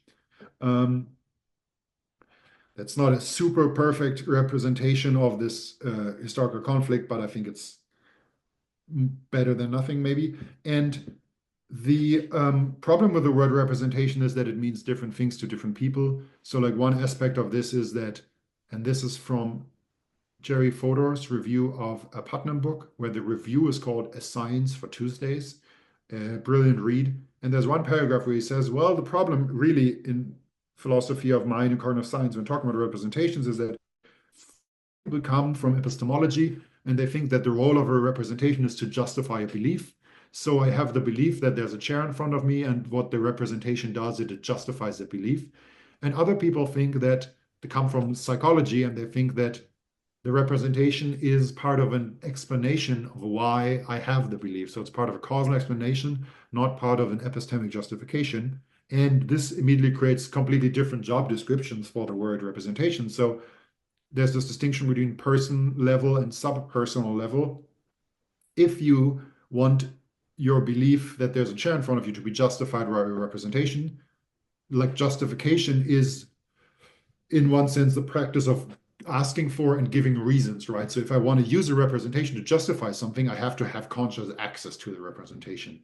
But if you're a neuroscientist and you use the word representation to explain why someone believes there's a chair in front of them, you don't care at all about whether the person can verbalize anything about the representation. So you work on a subpersonal level. You have some causal story that explains why something happens, but that can be relatively separate from anything that the subject is consciously aware of. So that's a split. And then there are also other reasons why the concept of representation comes apart in these debates, but the Gallagher book is a super good first orientation to what's happening there. However, he in the course of motivating the possibility of a cognitive science that is not grounded in representations, part of how we make that argument in embodied science, cognitive science, is that we say, well, we don't really need to represent the world because the world is right in front of us. So in robotics, there's a robotics version of this argument from Rodney Brooks, who says the world is its own best model. And he built these relatively simple robots that were able to like navigate worlds, and they were able to like behave in ways that are surprisingly sophisticated based on very minimal programming that seems to not involve representations, at least not representations of the kind that classical cognitive science posited. And there's another way of thinking about this, which is more about phenomenology. So Gallagher says the world is right in front of me, like I see a landscape. I don't have to create a map or a model of the landscape in my head because I see it right in front of me. And I think there is something problematic going on here because there are two different perspectives that we can have on cognition. One is the perspective you have yourself when you experience the landscape.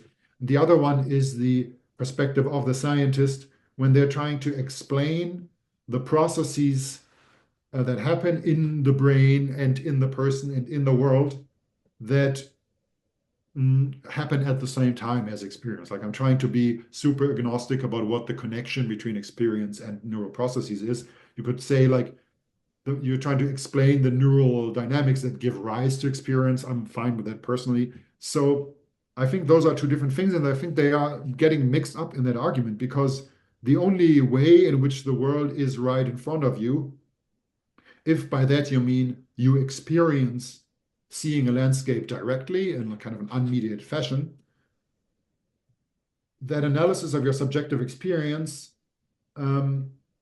occurs in a different register and from a different perspective than the question that the other person is asking. So the reason why the neuroscientist is positing a representation that has to be inside the head, in addition to the world outside, is because they think like there's some dynamic happening in the brain, like in the neurons, that gives rise to an experience of a landscape. Like the experience of the landscape, the heavy lifting is done by neural dynamics. And for example, if you can have an experience of your own hand after the hand is gone, right? You can have a phantom limb. So like the experience of your hand isn't in the hand. Or depending on how you feel about, mapping experience onto space as a good Cartesian, you might say that at least if you think about the causal process that gives rise to the experience of a phantom limb, the causal process isn't happening in the phantom limb, it's happening in the brain predominantly, right? So I think it's very important to distinguish between two different perspectives, the perspective from the inside of the subject having subjective experience and the perspective from the outside of a scientist trying to explain the experience. And that is why I originally got into Uexküll. So you have people who are roboticists, they are very good at the outside perspective. You have people who are phenomenologists, they're very good at what you might call the inside perspective. But Uexküll was the first person, and maybe honestly the only one so far I've seen, who has both of these perspectives and has like relatively compelling and fleshed out accounts of both of these perspectives, where he came up, for example, with the concept of a functional cycle, which is a precursor of a cybernetic feedback loop. He said, well, if you look at the animal, there are certain features of the environment that the animal can pick up on. There are signs for action, and then the animal takes an action, and that changes the environment, and then you get these cycles of action and perception that are very similar to things that are later described in embodied cognition by, for example, Tony Shimera in this book. So the notion of action perception cycles is important in embodied cognition, and you have something that like it seems to be a precursor of that in Uexküll. And he also had very strict methodological criteria for scientists, where he said you can never forget that you don't have access to the sensations of the animal you're studying. What you see are your own sensations. So if you look at the beach and you look at like a sea urchin or whatever, you are seeing a human Umwelt, right? Umwelt being the world that surrounds you. Like the world that you experience is your own. It's not just a human world, it is your world. You experience a world of your own. The sea urchin also experiences a world, but it's completely different from yours because the physiology of the sea urchin is completely different. And so he has these strict scientific methodological rules that tell us that we can never have access to the sensation of any other subject, not even other humans. And then he also has these passages in his popular writing where he invites us to imagine what it would be like to be a tick. And that's weird, right? So he knows that it's not possible to really know what it's like to be a tick, but we can use our poetic imagination to do it anyway. And I think it's very important to separate those two things, that the like intellectual activities that he's engaged in are obviously different projects, but the word Umwelt, he uses the word Umwelt in both of those contexts, and the logic according to which the concept functions is just completely different in these two perspectives. And if you don't take that into account, you can come to believe that you've solved problems about subjective experience, because you can study the Umwelt of the animal in the sense that you study its functional cycles from the outside. But that doesn't mean that you have knowledge about the Umwelt of the animal in the sense of the subjective experience of the animal. Well, you probably have pretty good knowledge about the structure of the subjective experience, but you don't actually have access to the experience itself. So that to me was super interesting. So the basic argument is that I think that Umwelt has two very different meanings in Uexküll, and we have to be careful when we use it in embodied cognition. And I also think that other words in embodied cognition also have these two meanings. So it's not just that Umwelt has two meanings, but that these two broader perspectives, science from the outside, where like if you read a textbook about how science works, one of the like there's lots of different kinds of science, but like one of the big common denominators is empiricism, right? There should be some kind of observations or data that is publicly available to others, and subjective experience just isn't. Like, I'm sorry, it just isn't available to other people. And the perspective that you have yourself on your own subjective experience is privileged in this completely radical way that is different from like I'm not aware of anything else that is like that in subjective experience. You can be wrong about so many things about yourself, can have like false memories and whatever. But I don't know of any other phenomenon that like shares this weird philosophical and epistemic peculiarity with subjective experience. That's why I think it's so important for philosophy of mind and so interesting for philosophy in general. Those two perspectives are completely different. If you look, for example, at the word embodiment in embodied cognition, some people get that from Rodney Brooks, the roboticist.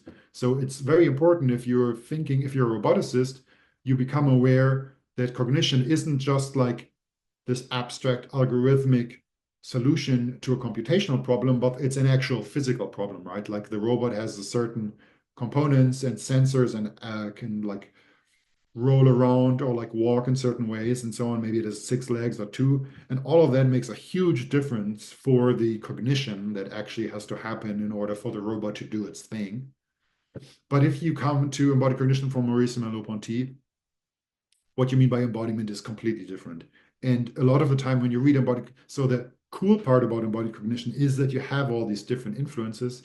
You have this super exciting mix of different perspectives from robotics, from continental philosophy, and that gives you like a very rich vocabulary for talking about the mind in ways that you don't find in like more straight-laced analytic philosophy of mind. So that's good. I like that. But I also think that we are, in general, not clear enough about where the concepts come from that we're using and what happens when we translate or transfer them from one domain into another. So I think that's the case with Umwelt, and it's also the case with embodiment as such. And the way that I hold on to subjective experience and the privacy of subjective experience makes me pretty unpopular in basically any philosophical environment, which is funny because I'm too much of a like weirdo embodied person for like normal philosophy of mind, obviously. And most people who are, I mean, I'm not sure whether most is numerically correct, but like the most prominent positions in analytic philosophy of mind, if you like look that up or get exposed to it in public, will be materialists. So obviously I'm not compatible with those. But then within embodied cognition, almost everyone hates the idea that subjective experience is private because they dislike the kind of individualism of this perspective. Indeed. And I mean, I've got to interject here for a bit. Apropos Umwelt, I've got to ask this question. I mean, I can't help it. How would you defend it against accusations of panpsychism or even solipsism?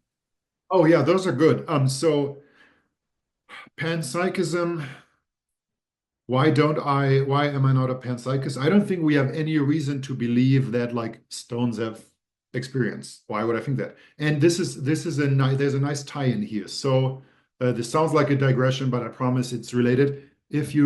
I was looking at Alan Turing's paper from, I believe, 1950, but I do have it here.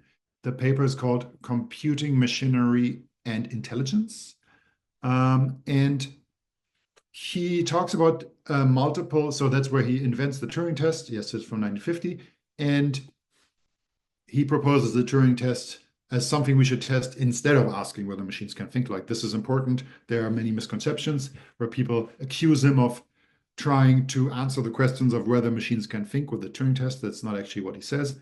But he addresses several responses or objections to his test. And one of them is what he calls the consciousness objection. So he says that someone might say, well, maybe the machine can actually like compose a sonata or whatever, but the sonata isn't caused by feelings and experience. And that's what actually matters to us. So we don't care about the Turing test, short version. And then interestingly, Turing says that according to the most extreme form of this view, the only way by which one could be sure that a machine thinks is to be the machine and to feel oneself thinking. One could then describe these feelings to the world, but of course, no one would be justified in taking any notice because they don't have access to your experience, right? And he says, likewise, according to this view, the only way to know that a man thinks is to be that particular man. It is, in fact, the solipsist point of view. And okay, now here, this is why someone might think that Umwelt is a solipsist view, because if I only have my own experience, there's no way for me to know that other people actually have experience. And I don't think that in Uexküll, for example, there is an explicit argument that is supposed to convince you that other animals have experience. He more or less takes this for granted. But I do think that it's important to point out that when I believe that you have experience, for example, I have good reasons to think that, and some of those reasons wouldn't hold for a machine. So this is connected to the so-called other minds problem. How do I know that other people have minds? And Descartes has this nice section where he says, I see people outside walking by, but really I only see like coats and hats. Like, how do I know that there are actual humans with minds walking there and not just coats and hats? Of course, like if you see nowadays, you could say, like, how do I know when I'm talking to customer service that it's a real human and not just a chatbot?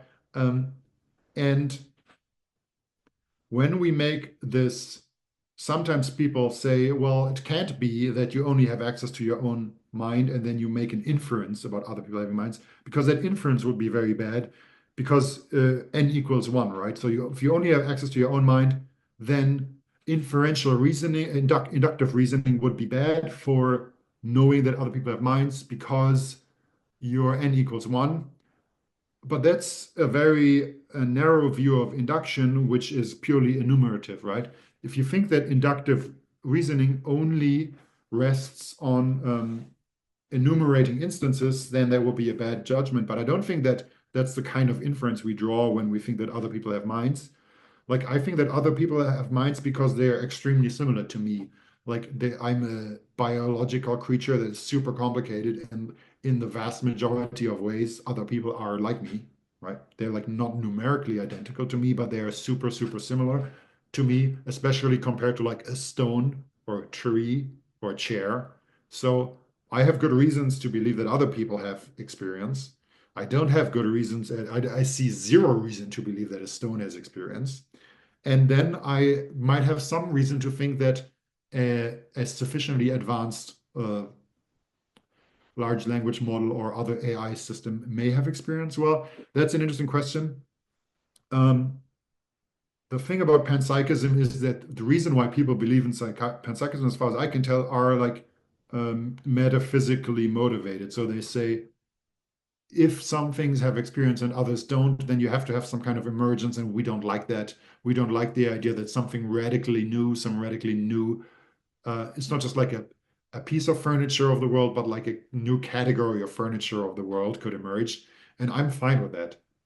I don't think that considerations about theoretical elegance should rank very highly on what we believe. I concur. Um, but so that's why I'm not a panpsychist. The interesting thing so one thing that is weird about like thinking that ChatGPT could have beliefs or experience, let's just say experience. If we have it's very useful to remind ourselves that, like, in a sense, that there's the word model in LLM, right? So ChatGPT is a model of something. It's arguably not a model, not even a model of the human mind. It's not like some people use AI systems as model systems for human mind. So they use them to do cognitive science in some fashion or linguistics in some fashion. So some people treat these systems as models of the human mind. But even if we take them to be models of the human mind, for no other kind of model would we say that. So if you have, for example, the Lotka-Volterra model of predator-prey evolution is like a system of dynamical equations. We don't think that like the changes of the numbers in the equations are an instance of evolution. We don't think that there's like natural selection happening within the equations, right? Like the model models and represents something that happens in the target system, but just because the model is super good, that doesn't suddenly make the model an instance of the category that we're trying to model. I mean, there are models that are exemplars. So you could have a model that is like an exemplar. If you have like a model organism like a fruit fly, and you are interested in organisms more generally, like the fruit fly is an example of an organism, but we don't have like, we would need other independent reasons to believe that a large language model is an instance of a cognizer, to think that something happening in the large language model that is very good at modeling cognitive processes, therefore itself counts as a cognitive process. And I think for some people, that's maybe like functionalism can get you there. But functionalism, I don't know enough about that to like have strong opinions, but I don't think that it's going to help you with subjective experience. Let's just put it that way. Um, Okay, this is great. I mean, look, we've covered a lot. In fact, I've got to say, I didn't expect such a deep dive into, well, at least as deep as we could be into dialectical thinking and how that pertains to the philosophy of science. I thoroughly enjoyed that bit, and I wish I was a bit more prepared. Yeah, no, I wanted to mention this earlier, but I want to make sure that the viewers and listeners know about this because there's a website called Dialectical Systems that I'm actually involved with. And the platform publishes news, but also publishes posts where philosophers and scientists describe their ideas in relatively short blog posts that are super good. And it's like a compendium of like, so when I got into philosophy and I started discovering embodied cognition and I discovered like inactivism and theories of biological autonomy and like Lewins and Levontin and all the complexity and all this cool, weird stuff, there was no, you can tell that there's like a tribe of people who are into the good stuff. And you meet them at the same conferences, but there's no word for this. And there also aren't any institutions, there aren't any like shared journals or whatever where you could uh, keep tabs on what is happening in that specific space. But dialectical systems is one of the few venues Beautiful. for. Yeah, thank you, Elmo. I mean, I've never come across this either. This is the first time I'm coming across this, so thank you. I'll leave a link to it in the show notes and definitely check it out myself too. Yeah, and they've mentioned just in the landing page or the first homepage, they've mentioned the book The Dialectical Biologists too. Seems like that book has been deeply influential to that community. Great. So yeah, I mean, again, on this note of kind of bridging or bringing into dialogue, AI and cognitive science with continental philosophy, to end at a fun note, what do you think are some of the misconceptions or false assumptions made by those more scientifically minded in cog sci and AI about continental philosophy and how continental philosophy as a system works, or the methodology, or perhaps even kind of how continental philosophers do philosophize?